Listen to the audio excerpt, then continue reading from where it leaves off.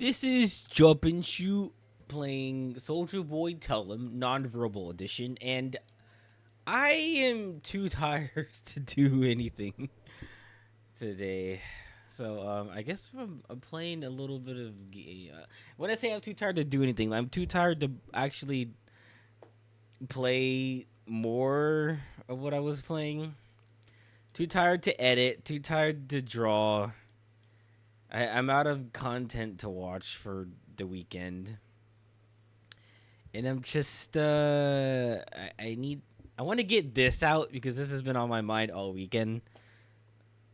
The game I have been playing is Super Mystery Dungeon. I was gonna do like a little playthrough of it, like just a breakdown video of all the stuff, using footage from that, and I don't want to. I don't want to get like specific footage from that game and discuss it that way, but I'm just gonna talk about it in this video. This video is basically a very candid review of Super Mystery Dungeon. I beat it like over a week, and I went, since I'm playing this, and I know that Gates of Infinity sucks, and I do remember having like fond-ish memories of Super Mystery Dungeon, but like I never really thought about it critically, you know? Like, is it a good... Are we back on track? Is it a good Mystery Dungeon game like this one and the previous game? The first two were really good. The first one, my experience with it is, you know, it's taking Pokemon in like a weird new direction. It's applying like the Mystery Dungeon genre, which is like a thing that isn't really in most kinds of games. Like you're moving around in like a top-down, like tile-based kind of map, and you fight random enemies and stuff. Like I had never played anything like that before, so Mystery Dungeon was my gateway into that. And then the follow-up, Time and Darkness, was really good. Like both these games like use Pokemon in like a way I've never thought of before. Like, oh, just let you play as a Pokemon. We've got enough monsters to fill out like every dungeon. I mean, by this game they've already got like almost 500 Pokemon Gen 4, so why not just use them all as like little enemies for you to fight? Okay, great. And then the next one, Gen 5, Gates of Infinity. That game is awful. I guess I can do a different video talking about how like bad that game is.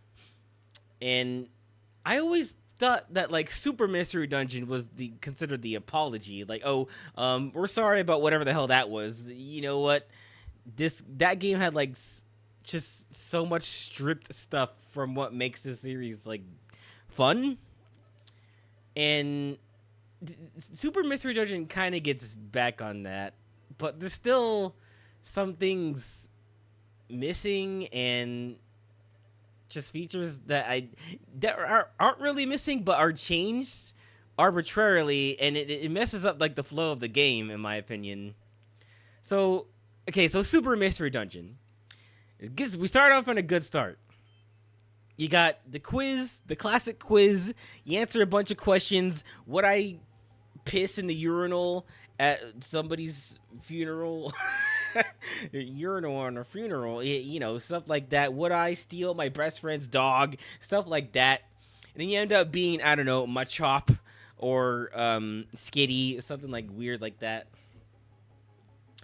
And this in Gates of Infinity, it's like 5. When in previous games, it was like all the starters and a few others up to like this point in the generations. So it's so weird to see them gut like 75% of previous games worth of stuff. But anyway, you answer the quiz and you get like a genuine. It gives you whatever choice you get from the answers, and then if you don't like your first pick, then you just hit no, and then you can pick your own. I was like, okay. Then a game asks you, if I recall, oh, you don't like this choice? Well, why don't you pick? And then it lets you pick from like so many. And this is Gen 6, so I don't remember if he had any, like, it was like all the starters up to Gen 6, and then, you know, Axew is there, Riolu is there, Other stuff is there. I think Cubone is one of the things. And then the game starts. Cool. You are rather dashing, the Pokemon. You wake up from uh like sleep, or you wake up from being like attacked or whatever. Then you're escorted by Nuzleaf, who the localization team decided to give him a southern accent, which is funny. He has like a bumpkin style accent, like, oh gosh, I don't really know what's going on here.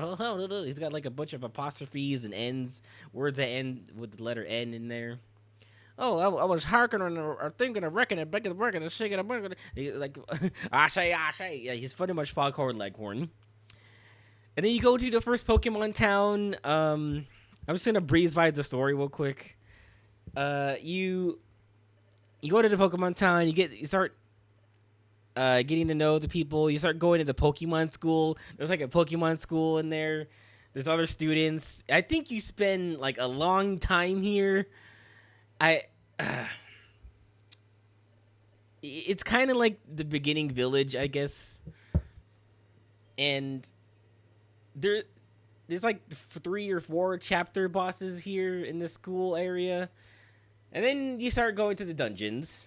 What's really weird about this game is the missions are not like randomly generated. A lot like the previous ones, or that I feel like you can still you get missions just no matter what. Like there's always something to do. In this game, every mission is tied to a Pokemon in the connection orb. And then, well, up until the school time area, you're just doing like basic stuff. And then once you start using, like, Ampharos comes to town, he's like, oh, I'm the member of the expedition crew or whatever. And he gives you the connection orb. And you can see all the connections of all the Pokemon to do the quests for. And you start doing a few. It's cool. But, yeah, like I said, every mission is tied to a Pokemon. Let's say you do a quest and it's like, oh, find my lost item, and it's Bayleaf. You do Bayleaf's quest, and Bayleaf enters your roster of Pokemon. And then it opens up more connections, and they have their own missions tied to them. But since there's no such thing as, like, recruiting, all the recruiting is done automatically when you beat one of these missions.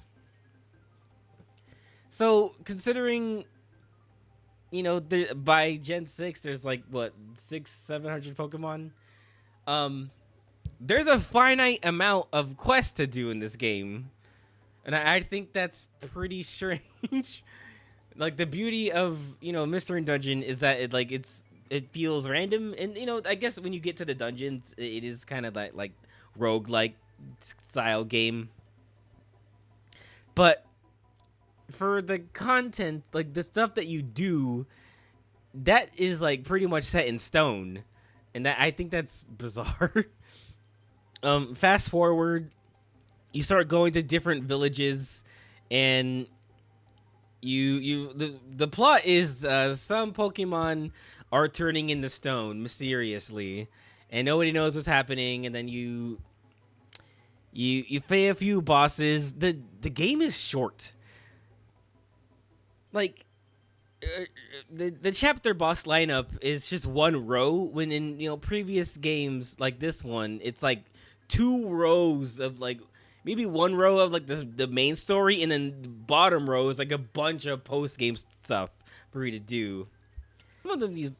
Some of these chapter bosses are lame as hell. Like, I'm pretty sure the Jirachi one is impossible, and it's like a scripted loss kind of thing. They try to do a fake out with Giratina. It's actually just like 3 Litwicks in disguise. You know, like in this game where you think you're fighting Groudon, but you're actually fighting Uxie, or yeah, Uxie it was. And then fast forward even further, like I completely forgot the Pokemon turning into stone thing was a thing, and then you find out that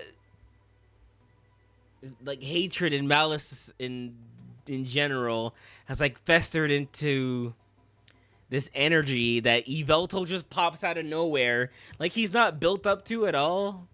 Not like Dialga is in this game. Yeah, like at this point you know that like Dusknoir is working with working for Dialga, and then you know Grovyle wants to steal the time gears and all that.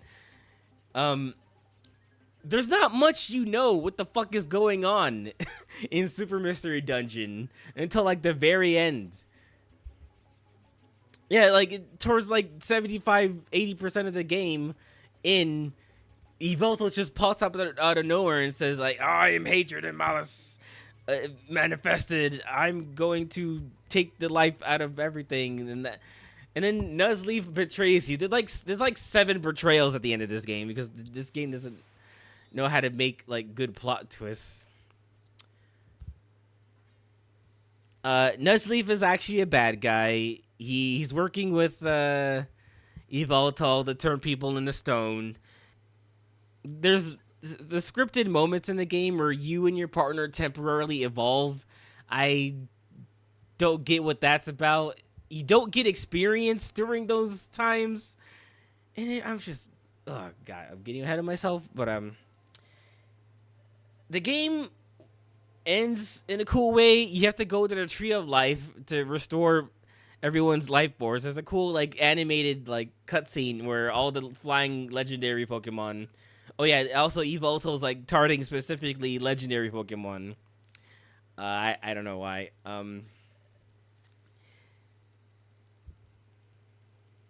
Yeah, all the legendary Pokemon are flying and like trying to attack Yveltal and like save the tree. The Tree of Life gets lifted off the ground into space, and it's gonna launch itself into the sun and plunge the world into darkness. I don't fucking know what that's about. This game has like time travel stuff involved in it, but it's not as whacked out as Super Mystery Dungeon, you know? I don't get why your partner is a Mew, and they halfway through the game, your partner can randomly read like ancient Poke footprint text, and then it's questioned. It's not answered well, but they're like, hey, how can your partner read this ancient text that it took like somebody else like years to learn? And then they're just like, I don't know, I can. Just the payoff for that is dumb. And then right now, I'm doing the post game content where you find Mew, and the Mew has no memory of being your partner.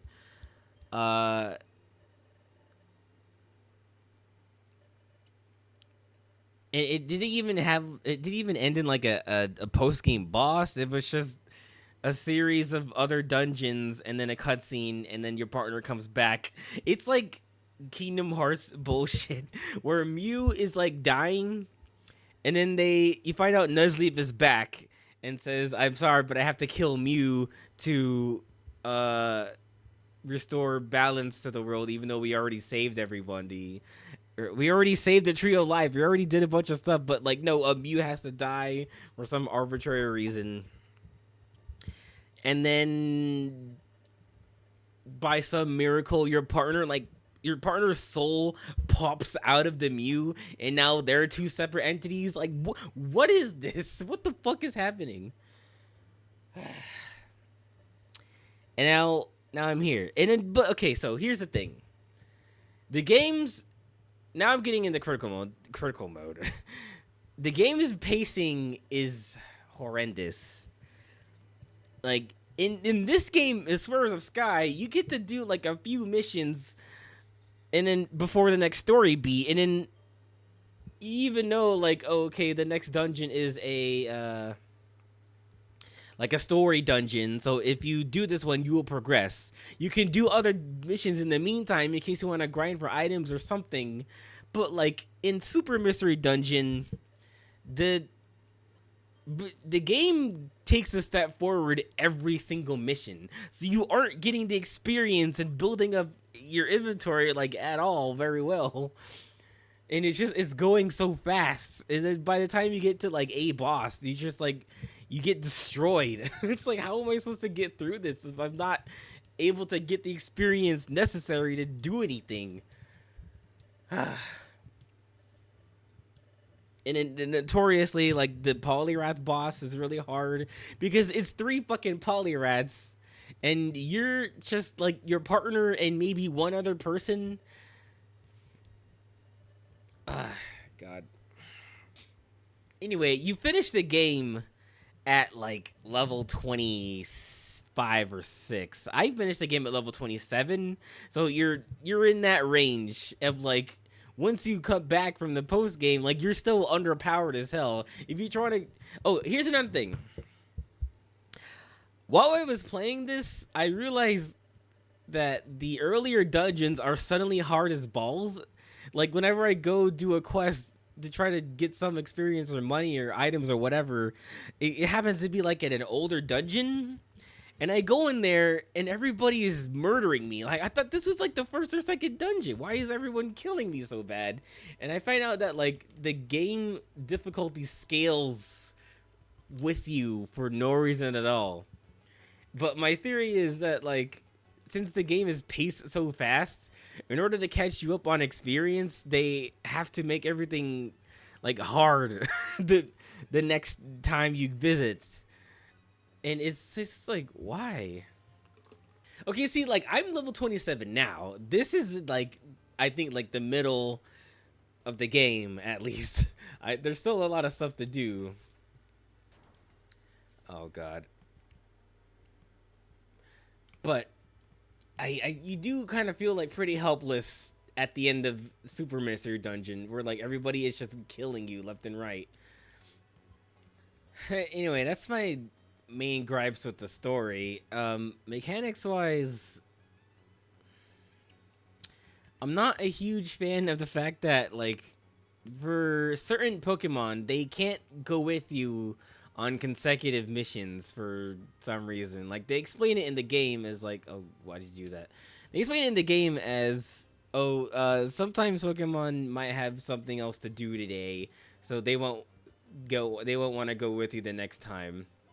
So like you not only do you not get to like just keep using the ones you've been using to have them get experience, you're forced to rotate them out and possibly use Pokemon you wouldn't ever like just want to use.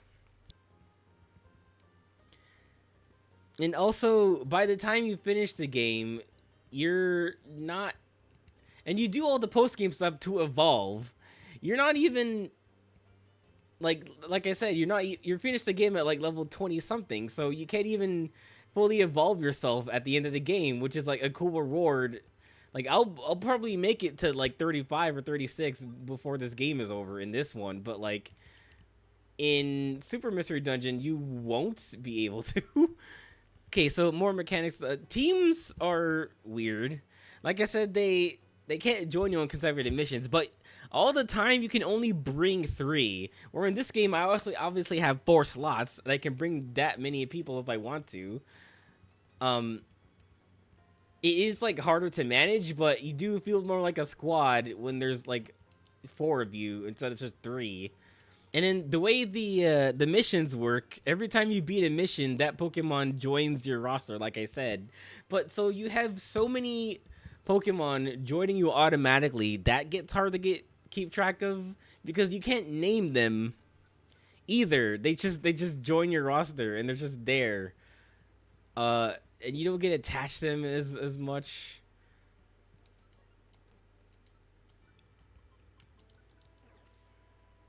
That was a Ditto. What the fuck? And for every branch of Pokemon there is, I guess there's like 3 of each. Let's say there's a 3-stage evolution. Like I said, every mission is tied to a Pokemon. So you might get a Charmander mission, a Charmeleon mission, and a Charizard mission. And then you can evolve the first 2, so you end up with 3 Charizards if you want to like fully evolve everyone. And it's just like, why allow for that redundancy? That doesn't make any fucking sense to me. That said, like, people have pointed out that this is probably the easiest game to like recruit everybody in since it's all automatic. Or like, I don't think that counts.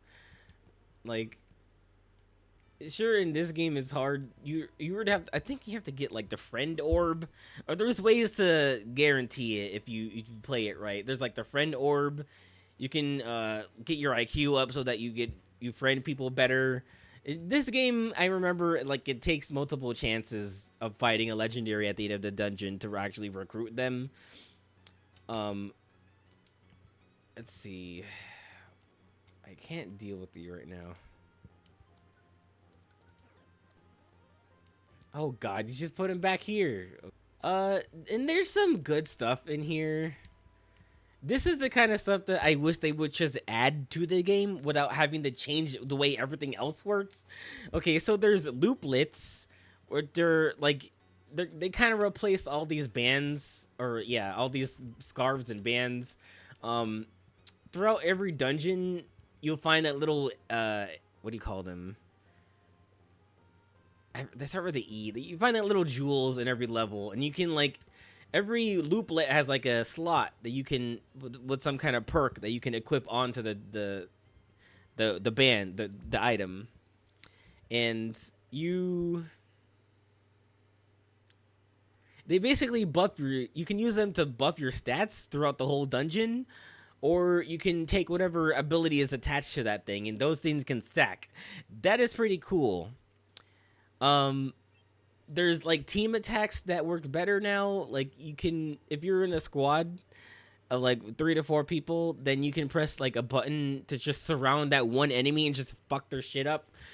And then there's no cooldown or drawback to spamming that. So like, if you're in a tough situation, or like just you want to be able to take care of somebody in like one turn, like you can use that like team up attack like all the time if you want to. And sometimes I think like maybe this is one of the reasons why they make it so fucking difficult from the get-go, is like that you have all these tools, but it's like you I think you can introduce this new stuff without having to do all that. Also, the dungeons themselves are really short too. Like in this game, you might go up to like, and probably the story missions, you might go up to like 20 or 30. But in Super Mystery Dungeon, a lot of the dungeons are like 10 floors long, even all the way up to the end. Like it never went past like 20, if I recall.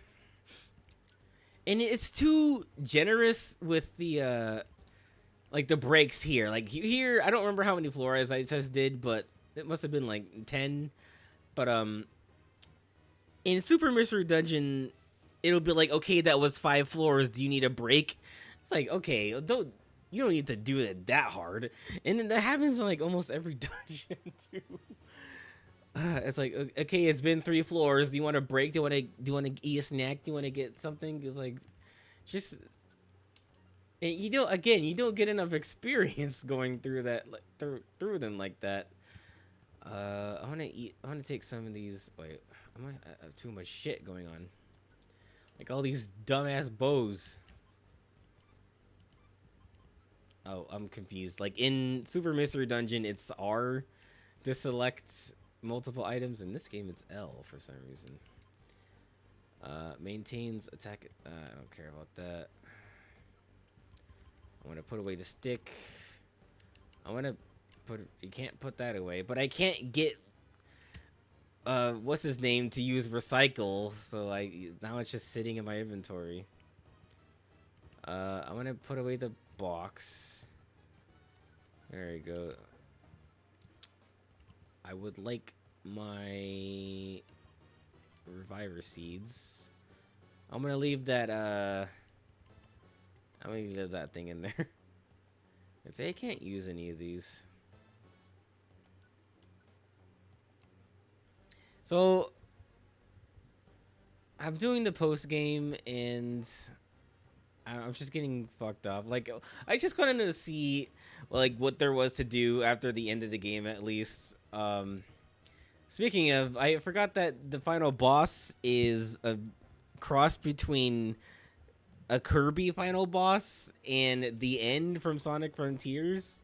It's just a big ball of negative emotions that Evoltol is just stops being evil, I guess.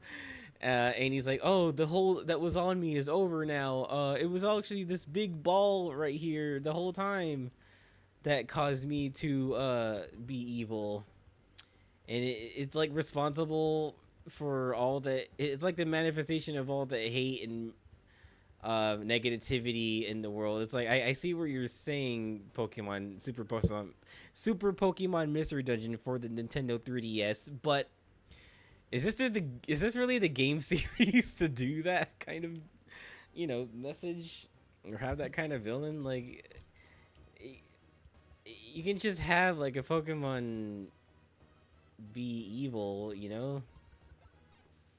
It's just there's a whole plot around this ball of negativity that is the whole reason why stuff is happening. Like I don't buy it for a goddamn second. Um, but yeah, in the post game, what you can do is just finish every dungeon. And what I do miss from Gates of Infinity is that when you finish a dungeon all the way, you enter a room where there's just a bunch of treasure boxes everywhere. That's not present in Super. You reach the end and it's just that's it. That's the end.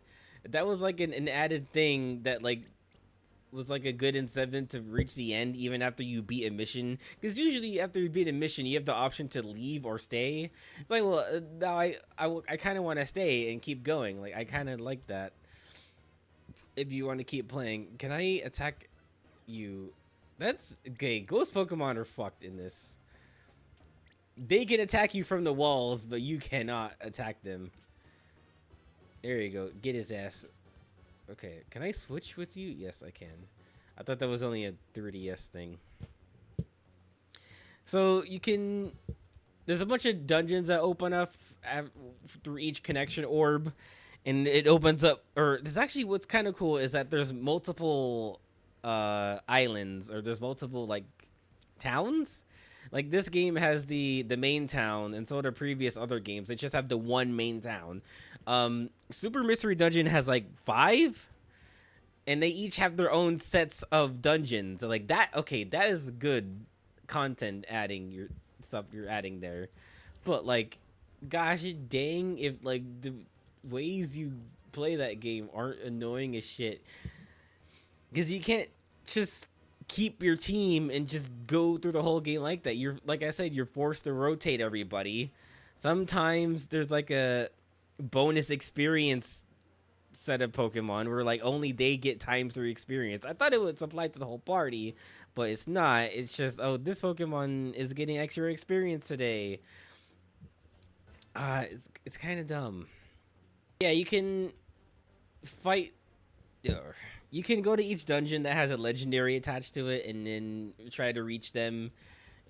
They'll, like I said, in this game, they'll automatically go to your party, so there's not really the part where you have to like replay the dungeon multiple times. Oh my god, I screwed this dungeon up by getting rid of all the water.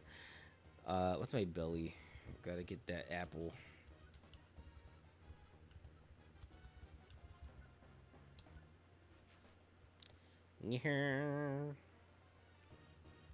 So that's before I start like playing it a bunch. I just had to remember like, okay, that's what there is to do in this game.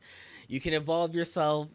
You can evolve a bunch of Pokemon, but I did this. I tried to doing this a long time ago where I was playing the game, and I noticed that like there's a finite amount of dungeon, or there's a finite amount of missions, and like there's no missions that just generate for you to do. That means you can possibly finish this random mystery dungeon game. You can finish the game. Like there's gonna be no more missions at some point. I kind of wanted to know what happened. I got pretty close. I don't remember who else I had to do. But I remember beating all the dungeons with the legendary in it, and they were, like I said, they're all short, so that's such a weird choice.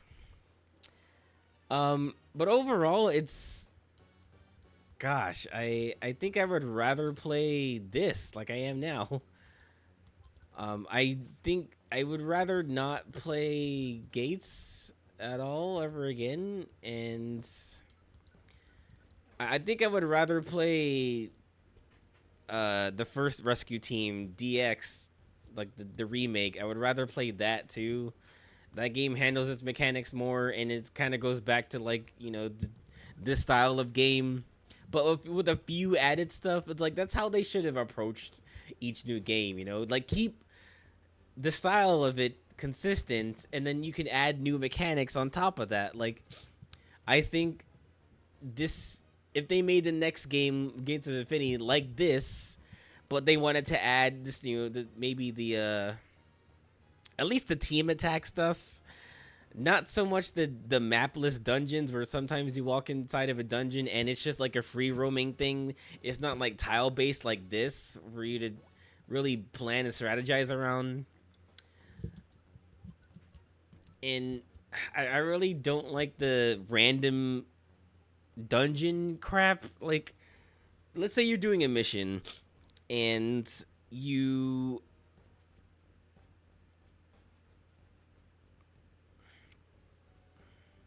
let's say you're doing a mission and it's like, oh, find me on level 3. I'm on floor 3. So you go, you're trying to go to floor 3. The dungeon randomly changes itself and becomes a completely different dungeon, and then as many floors as you get through that, you go return back to the main dungeon on a different floor. You might pass the floor you need to be on. That actually happens, and it was bullshit. What a dumb mechanic. Like, it prevents you from actually doing something. Like, holy crap. I will not hear any defending of that game. Like, it has less starters. The game is fucking horrible as no, I'm sorry. The game is short as shit. It was shorter than even I remember. That game has 6 chapter bosses. That's like less than Super. Oh my god, I didn't realize that. And it has less Pokemon in general. Like, you'll be fighting like the same like 4 Gliscor. I didn't realize you're here. I'm a huge fan. Prepare to meet my energy ball. Blow to meet my energy ball. But yeah, imagine if they took the team attack stuff from Gates and added it to Super, and then Super was also played a lot like Explorers of Sky. I would have sped up the part in, what's it called, Super Mystery Dungeon, where like you spend like a third of the game in this fucking school, and I'm like, I'm getting fucked off. And then there's a part where you finally go to the expedition town where they take you on missions and stuff. Like, okay, the game should have like started here a lot earlier, because now you're actually getting into the meat of Mystery Dungeon, which is going on missions and doing this and that. It took forever to get there, I feel like. And there's a lot more interesting story beats that could have been expanded upon if they didn't spend like the first, third of the game at this godforsaken Pokemon school. Godforsaken. Also, I do big ass damage somehow. And then if it was made like this, the game would have been longer too. Super Mystery Dungeon is also very short.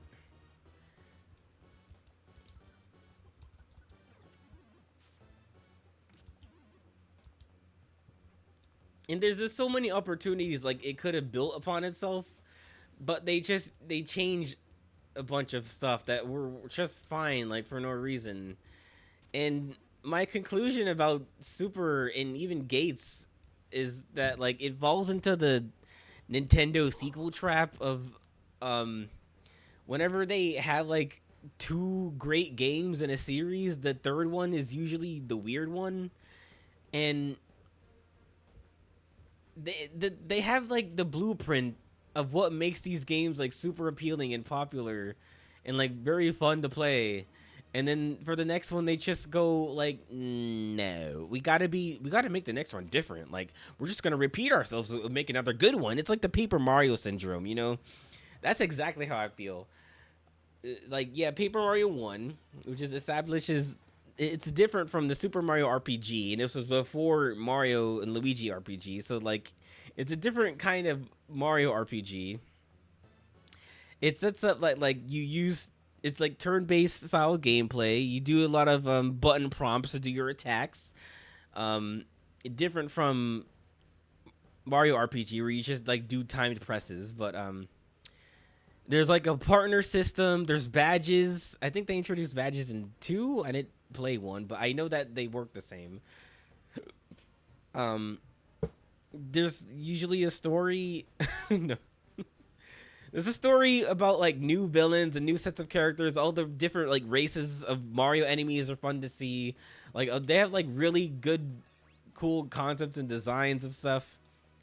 And then, you know, Super Paper Mario is weird. Yeah, again, another sequel where they just put Super in front of it. Go figure.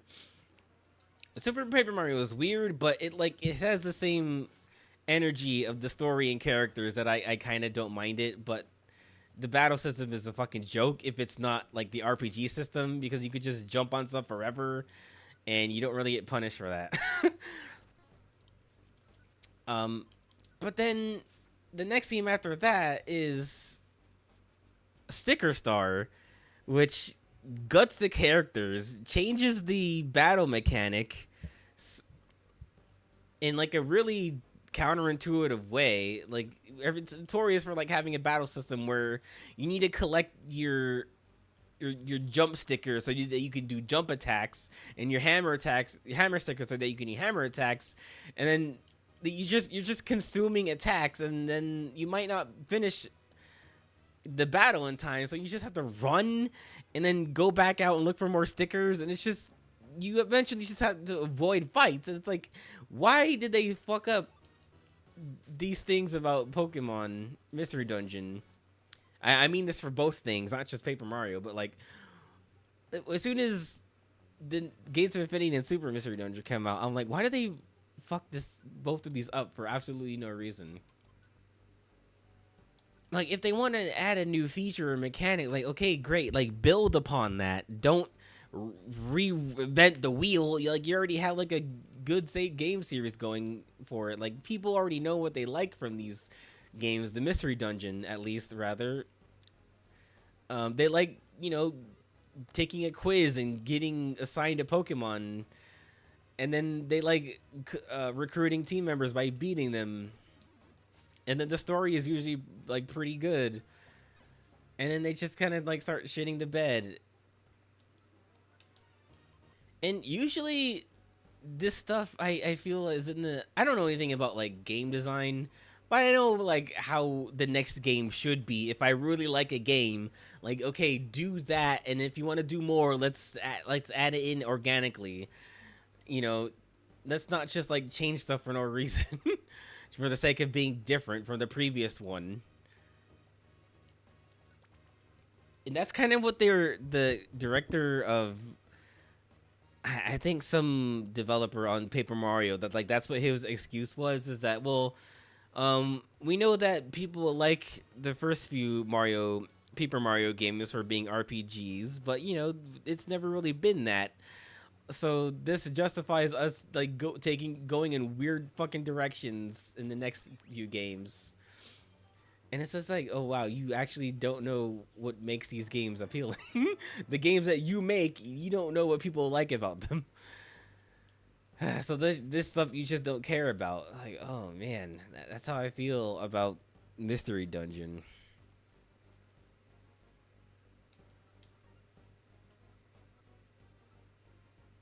This is a meme item. The itemizer orb. A special item that transforms a target into an item. Yes. Swap. It's a pretty fucked up thing to have. I don't need the draw orb anymore. Let's use it. Let's use a transformation fetish onto you. Itemizer orb.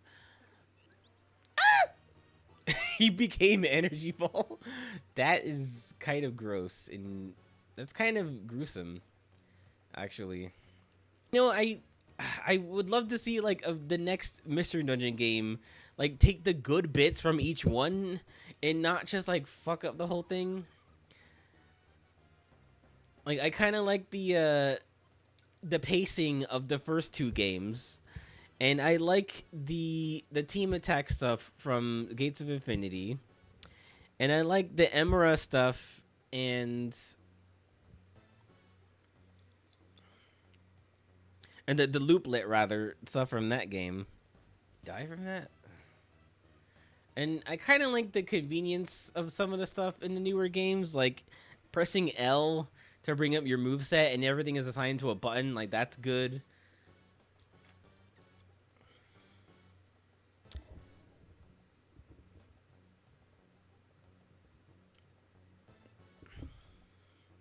I do like all the IQ abilities from the remake. Like, I would like the next game to just have all the good stuff. And all the shared abilities that you have in the DX remake. It eliminates the need for like having to make everybody's IQ, like farming for gummies and all that crap. Like, that's annoying.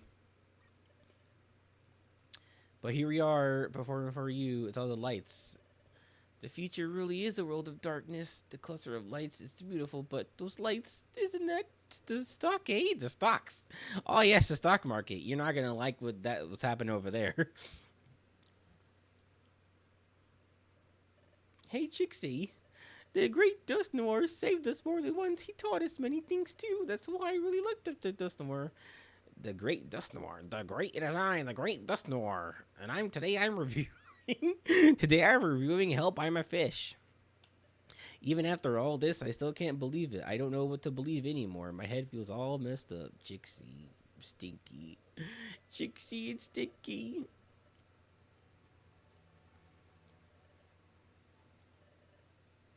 God, I wanna. It's gonna eat me up inside if I don't. If I forget something about Super Mystery Dungeon. Oh, right. So, like I said, there's no recruiting, so all the Pokemon interactions you get are through the connection orb for doing missions. But sometimes the way you make connections is just from talking to people in the hub worlds. You go to a different like Pokemon Island town, and then there's like a few on the field that are they'll just join your party, no questions asked, and it's like, okay, um,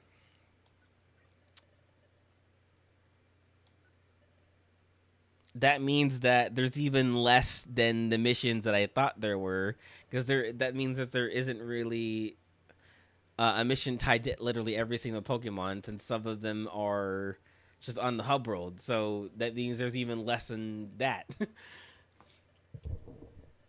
So before I keep playing that game and don't get a chance to talk about it, I'm gonna talk about it now so I can stop playing. All right. I am going to shave. And then I'm going to stop